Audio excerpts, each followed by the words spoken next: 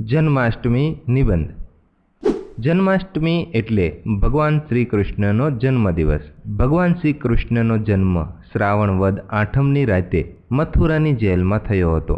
તેમના પિતાનું નામ વસુદેવ અને માતાનું નામ દેવકી હતું. દેવકીનું 8મું સંતાન કંસનો નાશ કરશે એવી ભવિષ્યવાણીથી ગભરાઈને કંસે વસુદેવ અને દેવકીને જેલમાં પૂર્યા હતા. શ્રાવણ વદ આઠમની મધરાતે શ્રી કૃષ્ણનો જન્મ થયો. પછી વસુદેવ શ્રી કૃષ્ણને કંસના અત્યાચારથી બચાવવા માટે ગોકુળમાં નંદરાજાને ઘેર મૂકી આવ્યા અને જશોદાની દીકરીને પોતાની સાથે લઈ આવ્યા. તેથી શ્રી કૃષ્ણના જન્મ દિવસને ગોકુળ અષ્ટમી પણ કહે છે.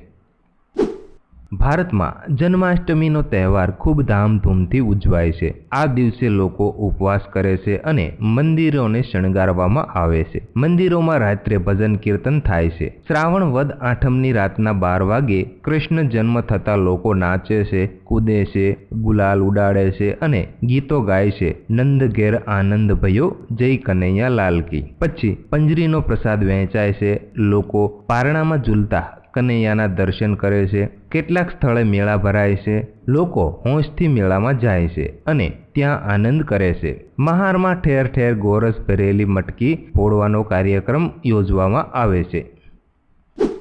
ભગવાન શ્રી કૃષ્ણને ગોપીઓ અને ગાયો ખૂબ પ્રિય હતા. તેમણે મથુરાના રાજા કંસનો વધ કરી તેમના માતા પિતા તેમજ અનેક રાજાઓને કંસની કેદમાંથી છોડાવ્યા હતા. તેમણે કાળી નાગને નાથ્યો હતો. તેમણે મહાભારતના યુદ્ધ વખતે અર્જુનનો રથ હાંક્યો હતો અને કુરુક્ષેત્રના મેદાન પર અર્જુનને ઉપદેશ આપ્યો હતો. આ ઉપદેશ ગીતા નામના પુસ્તકમાં સચવાયેલો છે. ગીતા હિન્દુ ધર્મનું શ્રેષ્ઠ પુસ્તક ગણાય છે.